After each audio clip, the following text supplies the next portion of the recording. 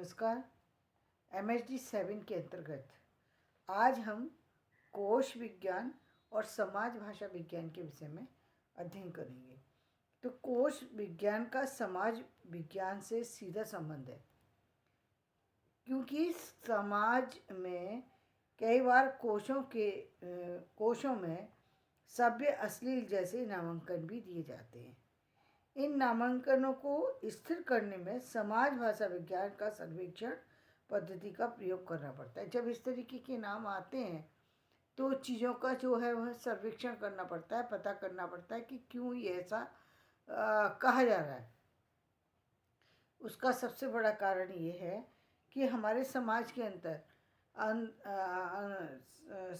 अंदर बहुत सारे से ऐसे शब्द हैं जो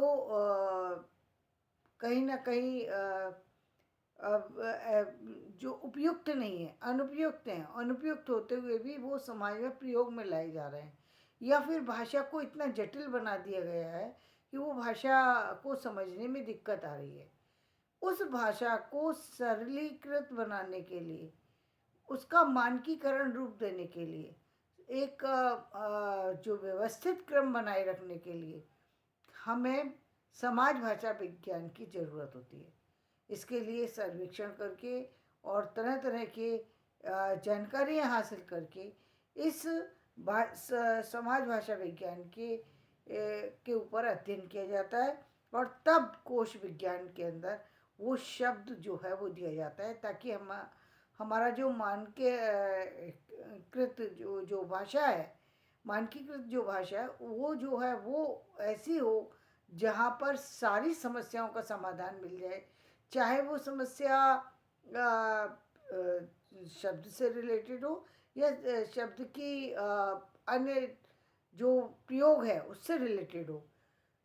कई बार शब्द से रिलेटेड शब्द इतनी जटिल तरीके से लिखा जाता था पहले कि उसको लिखने में ही दिक्कत महसूस होती थी।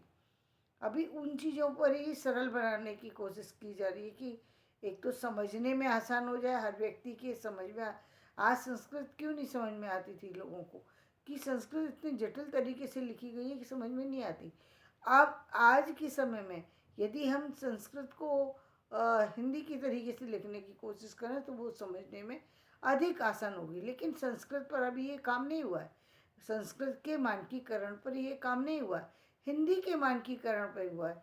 क्योंकि समाज भाषा विज्ञान की ज़रूरत जो है, हिंदी को इसलिए ज़रूरत है क्योंकि हिंदी हमारे केंद्र की भाषा है, वो हमारे भारत की भाषा है।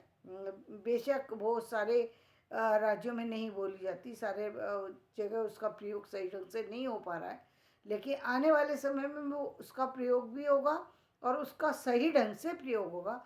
क्योंकि एक तो वो सरल हो जाएगी, दूसरी उसकी आवश्यकता जो है वो इस तरीके से समाज में क्रिएट की जानी चाहिए कि वो कि समाज में, इस देश नहीं, केवल भारत देश में नहीं, विदेशों में भी हिंदी की मान्यता अनिवार्य कर दी जाए। क्योंकि जिस तरीके से इंग्लिश को महत्व मिलता है उस तरीके से हिंदी को पहला दर्जा मिल जाए।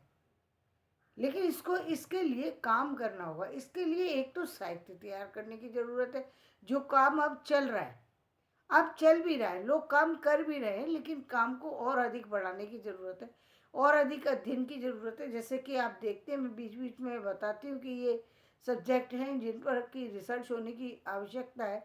तो बहुत सारे सब्जेक्ट हैं, बहुत सारी चीज़ें हैं जिन पर रिसर्च की आवश्यकता है। तो कोश की सारी प्रक्रिया में कोशकार को विभिन्न स्तरों पर भिन्न भिन्न प्रकार के निर्णय लेने की आवश्यकता होती है। इस प्रक्रिया में कोशकार बहुत सारे ऐसे निर्णय लेता है जिससे कोश प्रत्यक्ष अथवा अप्रत्यक्ष रूप में से भाषा के मानकीकरण पर प्रभाव डालता है। अनेक क्षेत्रों में इस प्रभाव को स्पष्ट देखा जा सकता है। कोश को लोग संदर्भ ग्रंथ की तरह देखते हैं, उसके लिए वह आप्त वाक्य जैसे होता है। इसलिए कोश के रूप कालांतर में भाषा के मानक रूप बन जाते हैं। आप्त वाक्य किसे कहते हैं? जिसका प्रमाण मिल जाता है। कहते हैं ना, हाथ कंगन को आरसी किया, पढ़े लिखे को फारसी किया। तो प्रमाण के साथ उस शब्द को प्रस्तुत किया जाता है, तो वो शब्द इतना सरल लगने लगता है, इतना सहज लगने लगता है, इतने आसानी से लिखने में आ जाता है कि उसमें कहीं भी दिक्कत महसूस नहीं होती। तो आज मैं अपना जो विषय यहीं समाप्त करती हूँ। मेरा विषय समझ में आए, इसे लाइक करिएगा, शेयर कीजिएगा और सब्सक्राइब कीजिएगा। धन्यवाद।